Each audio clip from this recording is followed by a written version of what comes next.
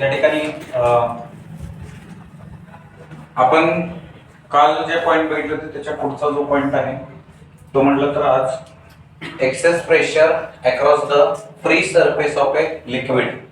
Access pressure across the free surface of the liquid. Free surface of the लिक्विडच्या across आपल्याला काय बघायचं आहे? एक्सेस प्रेशर बघायचं आहे.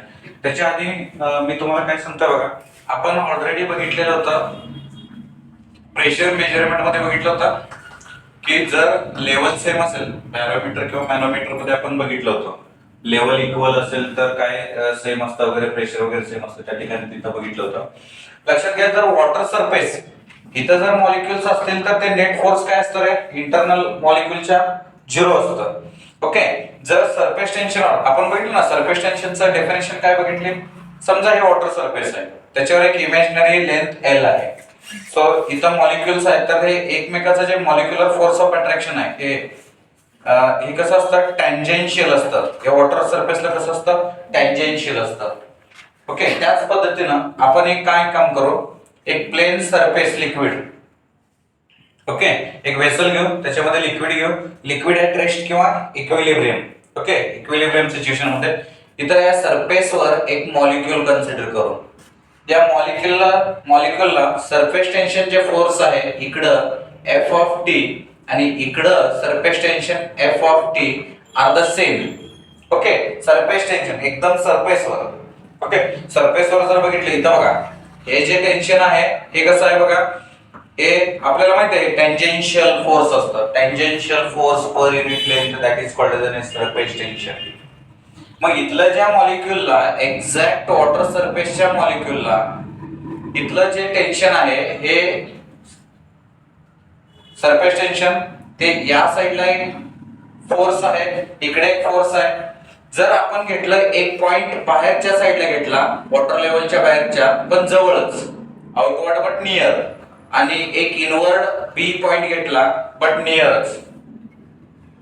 या ठिकाणी सरफेस जे आहे इथं लेवल मध्ये म्हणजे सेम लेवल आहे कंप्लीट जर बघितलं. मग हा जो फोर्स आहे, फोर्स ऑफ Ft, इकडला फोर्स, हे horizontal forces, these two forces are cancel out to each other.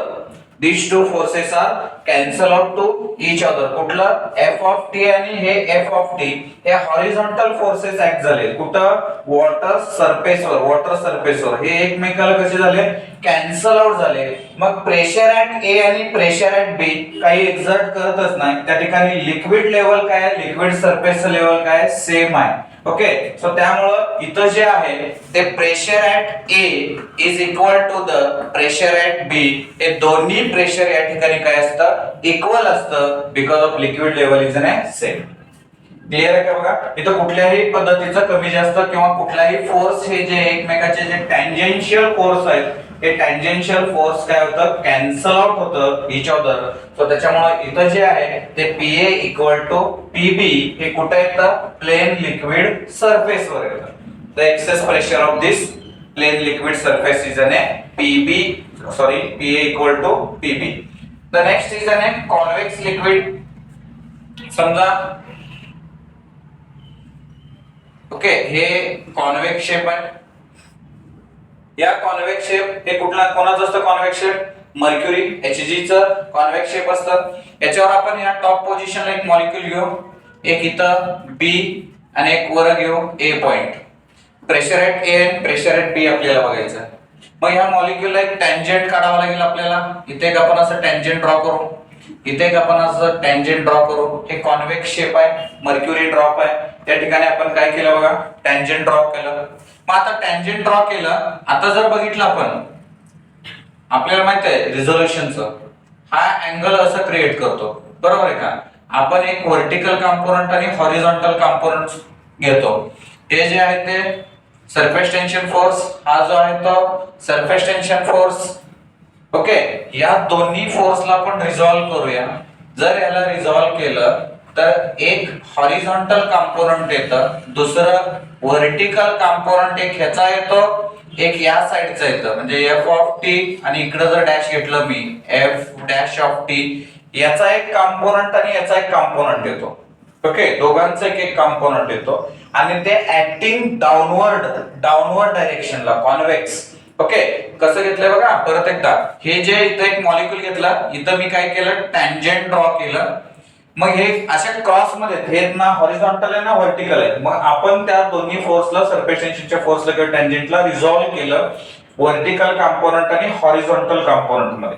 जर असं रिझॉल्व्ह केलं तर ऍट पॉइंट या मॉलिक्यूल पाशी इथं आपल्याला एक फोर्स अशा पद्धतीनं एक्झर्ट करतं, अशा पद्धतीने एक्झर्ट झालं की याचा एक डाउनवर्ड कंपोनंट, याचा एक व्हर्टिकल, दोन्ही डाउनवर्ड आहे. कुठल्या दिशेला आहे, डाउनवर्ड दिशेला आहे. आणि ही दोन्ही फोर्स ऍड अप होतात. हे दोन्ही फोर्स एकच डायरेक्शन आहे, कॅन्सल आउट होण्याचा प्रश्न नाही. कोणते दोन कॅन्सल आउट होतील, या हॉरिझॉन्टलचा हा एक फोर्स, जसं इथं हॉरिझॉन्टलचे फोर्स एकमेकाला कॅन्सल झाले, इथं याचा हॉरिझॉन्टल कंपोनंट्स एकमेकाला कॅन्सल झाले या दोन फोर्सचे.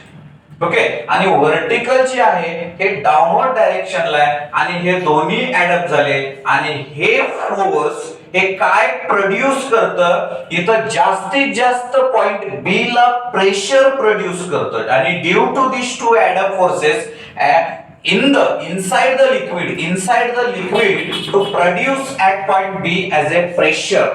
ओके, आणि हे जर आतल्या साइडनं जर बघितलं तर हे आपल्याला काय दिसतं, कॉन्केव दिसतं. आणि जर बाहेरच्या साइडनं बघितलं पॉइंट ए कडून तर हे काय दिसतं आपल्याला, कॉन्व्हेक्स दिसतं. मग मी इथं लिहितो या फोर्सेस मुळे PB is greater than the PA. PB is greater than the PA means लिक्विडच्या साइड मधून concave pressure or a pressure inside the liquid is greater than the pressure outside the liquid, or at point A is less than at point B. So this is very important in the convex liquid surface. Okay, जर आपण आता समजा इथे water drop घेतला, तुम्ही या water drop वर जरी इथं पॉइंट घेतला किंवा इथं पॉइंट घेतला तर एवढ्या जर एरियात जर आपण ऑब्झर्वेशन केलं, इथं जर एवढ्या एरियात जर ऑब्झर्वेशन केलं तरी पण आपल्याला असं टँजेन्शियल मिळेल. इथं जरी ऑब्झर्वेशन केलं तरी आपल्याला असं टँजेन्शियल मिळेल. म्हणजे याचा जो फोर्स आहे, इथला जो फोर्स कुठं होईल, अपवर्ड. इथला जो फोर्स होईल डाऊनवर्ड. इथं जर पॉइंट घेतला तर हे इकडे येईल, इथं जर पॉइंट घेतला तर हे इकडे येईल. म्हणजे कोइझिव्ह फोर्स हा जास्त असतो. म्हणजे इंटरमॉलिक्युलर फोर्स ऑफ अट्रॅक्शन काय आहे कोणाचं, कोइझिव्ह फोर्स म्हणजे सिमिलर मॉलिक्युलचं फोर्स ऑफ अट्रॅक्शन काय येतं, 0 आहे, सॉरी मॅक्झिमम आहे. हे कुठं असतं, टुवर्ड्स द सिमिलर मॉलिक्युल काय असतं, सेम असतं. म्हणजे जास्तीत जास्त अट्रॅक्ट केलं जातं. म्हणून इथं कोइझिव्ह फोर्स हा काय आहे, जास्त आहे कोणापेक्षा, ऍडेसिव्ह फोर्स पेक्षा. म्हणून याच्यामध्ये काहीतरी प्रेशर, इनसाइड द प्रेशर काहीतरी असणार आहे आणि ते प्रेशर जे आहे ते आउटसाइड पेक्षा काय आहे, जास्त आहे. म्हणून हे ॲज ए शेप मध्ये आहे किंवा हे सर्क्युलर शेप मध्ये आहे किंवा हे कॉन्व्हेक्स शेप मध्ये हे ऍज इट इज आहे. क्लिअर आहे. किंवा हे ड्रॉप हा काय होत नाही, त्याला डिस्ट्रॉय होत नाही. हा ड्रॉप का डिस्ट्रॉय होत नाहीये, बाहेरच्या पेक्षा इथलं आतलं प्रेशर काय आहे तर जास्त आहे. समजतंय तुम्हाला. किंवा ते प्रेशर आपण याच्यातला जो कोहेसिव्ह फोर्स आहे तो प्रत्येक मॉलिक्युलला काय करून ठेवलाय, बाउंड करून ठेवलेलं आहे. हे एवढं इथं समजलं का बघा तुम्हाला कॉन्व्हेक्स लिक्विडचं. आता कॉन्केव्ह लिक्विड मध्ये कशा पद्धतीने होतं ते बघूया. जर कॉन्केव्हच्या शेप मध्ये जर आपण विचार केला तर इथं बघा ऍज लाईक हे अशा पद्धतीने मी कॉन्केव्ह थोडा शेप घेतो, इथे पॉइंट घेतो, या सरफेसला टँजेंट काढतो, हे अशा पद्धतीनं. इकडे हे सगळं लिक्विड आहे.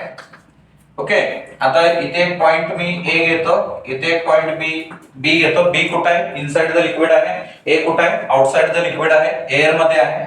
परत हे फोर्स सरफेस टेन्शनचा फोर्स आहे हा, याला टँजेंट काढला आपण, याचा एक हॉरिझॉन्टल कंपोनंट घेतला, याचा एक हॉरिझॉन्टल. ह्या हॉरिझॉन्टल कंपोनंट्स एकमेकाला काय होतील, कॅन्सल आउट होतील.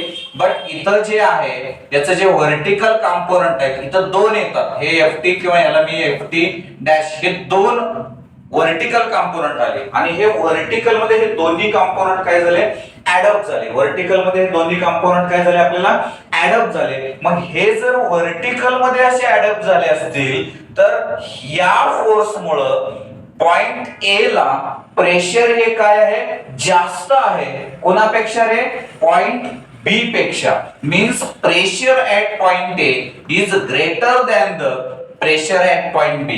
This is very important. So pressure at A is greater than the pressure at B. Okay, because of this force is produce the maximum pressure at point कुठं A च्या ठिकाणी. जर मला मी इथून जर बघितलं तर हे मला कुठली शेप दिसतं, कॉन्केव शेप दिसतं, आणि जर मी लिक्विड मधून बघितलं तर मला हे काय दिसतं, कॉन्वेक्स शेप दिसतं. इनसाइड द लिक्विड पेक्षा आउटसाइड द लिक्विड मध्ये या ठिकाणी काय रे बाबांनो, प्रेशर जास्त आहे. जे एक्सेस प्रेशर आहे ते काय असणार आहे, जास्त असणार आहे. हे तुम्हाला एवढे हे तिन्ही फक्त लक्षात आले का बघा. म्हणजे एक्सेस प्रेशर अक्रॉस द कुणाच्या, फ्री सरफेसच्या. बट कशा, कुठल्या कुठल्या याच्यामध्ये 3 पॉइंट मध्ये बघितलं आपण. एक तर कसं, प्लेन लिक्विड जर असेल म्हणजे प्लेन सरफेस असेल ऍट इक्विलिब्रियम स्टेट, तर त्यावेळेस PA इक्वल टू PB. जे दोन्ही पॉइंटला जर बघितलं, कारण हे लेवल काय असणार आहे, इक्वल असणार आहे. इथं तसं काय नाहीये. इनसाइड म्हणजे कॉन्केव, इनसाइड द वॉटर बघितलं की कॉन्केव शेप आहे, आउटसाइड द वॉटर बघितलं की काय असणार आहे, कॉन्वेक्स शेप आहे. मग PB is greater than the PA, म्हणजे इनसाइडचं प्रेशर हे लिक्विडच्या आतमधला जे पॉइंट P आहे त्या ठिकाणी प्रेशर काय असणार आहे, जास्त असणार आहे कोणापेक्षा, आउटसाइड पेक्षा. आणि इथं जे आहे आउटसाइडला A जे आहे ते हे जे आहे हे ऍडअप झालेले फोर्स, जे सरफेस टेन्शन आहे तेच प्रेशर क्रिएट करतं. आणि इथं PA is greater than the काय असणार आहे, PB असणार आहे. हे तुम्हाला एकदम सिंपल पॉइंट हा लक्षात आला का बघा, आणि ड्रॉ करून घ्या. आपल्याला explanation for formation of drop किंवा बबल्स, त्याचं एक्सेस प्रेशर काढायचं आहे. कोणाचं, for explanation of formation of drops और बबल, त्याचं एक्सेस प्रेशर. म्हणजे consider one bubble, its radius r. Okay, consider one A drop, its radius is r. Let Pi be the pressure inside the drop. PO or P0 is the pressure outside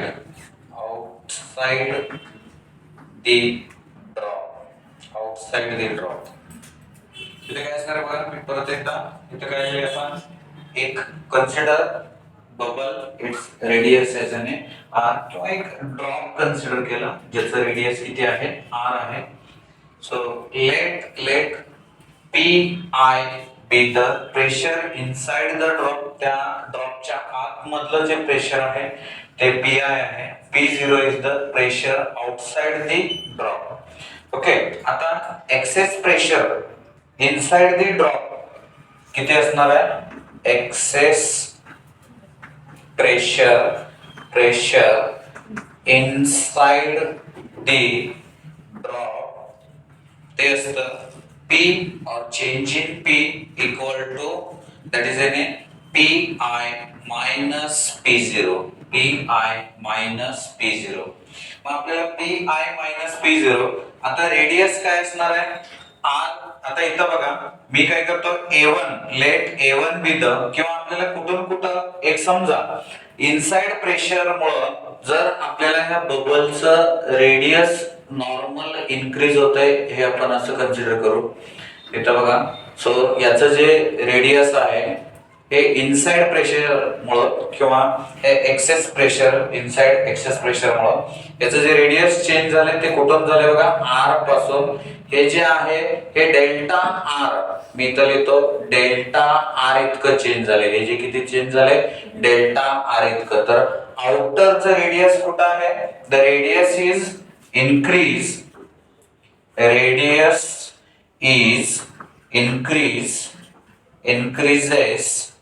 due to कुणामुळं, excess pressure. ओके, due to excess pressure कुठं r plus delta r कुठं increase झालंय बघा, radius is increases due to excess pressure R2 delta R. Then let या ठिकाणी आपण let A1 be the area of drop. Area कोणाचा आहे? A1 हा area of drop at radius R. Okay, किंवा इनसाइडचं एक सर्कल जे आहे त्याचा एरिया किती आहे? A1 is the area of radius कुठल्याचा? रेडियस हे R साठीचं. A1 बरोबर मला सांगा हे स्फेरिकल शेप आहे तर स्फिअरचं आपल्याला एरिया किती असतो? 4 pi r square. 4 pi r square. जर आपण लिहिलं let A2 be the area of radius कुठल्याचा? रेडियस असणार आहे r प्लस डेल्टा r च. तर हे जे A2 येतं बाबांनो हे 4 pi r plus delta r चा स्क्वेअर. मग जर या ठिकाणी आपण बघितलं हे जे A2 येतं ते 4 पाय a प्लस बी ब्रॅकेटचा स्क्वेअर. a प्लस बी ब्रॅकेटचा स्क्वेअर जर घेतलं तर आपल्याला काय येतं बघा इथं ब्रॅकेट मध्ये r square plus 2r delta r plus delta r square. Okay, so the delta r is the very small, then delta r square is neglected.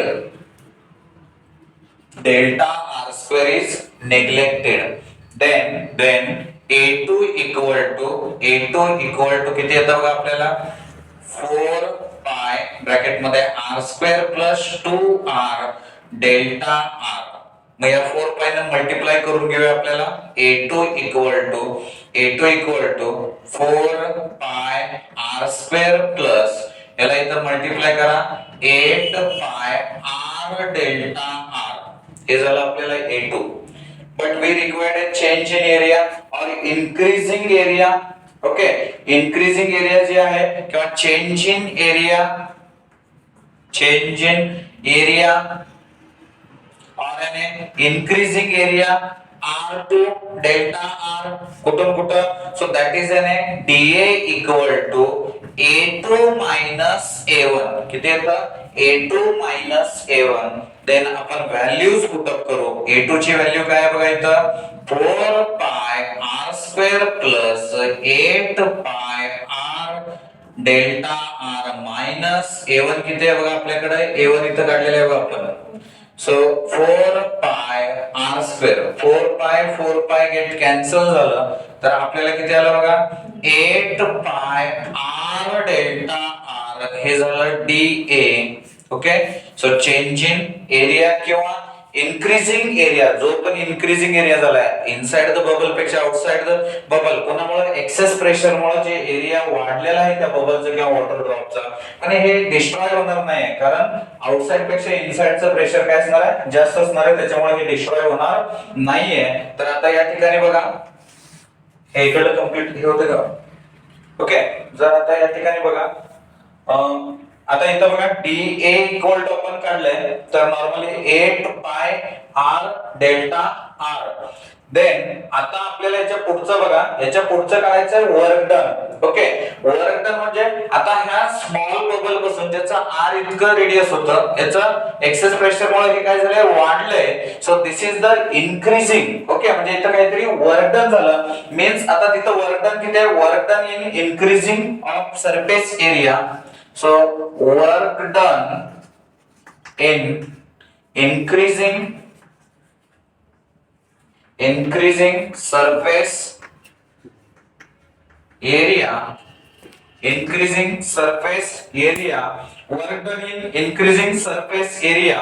आता या ठिकाणी बघा इथं work done in increasing surface area काय असणार आहे? तो dW equal to work done काय असतं? dW equal to force into change in area. इथं F इनटू काय असणार आहे? Change in area. मग आता इथं काय असणार आहे बघा इथं टेन्शन म्हणजे सरफेस टेन्शन किती आहे बाबा त्याचं? सो T इनटू इथं काय येणार आहे? T into dA.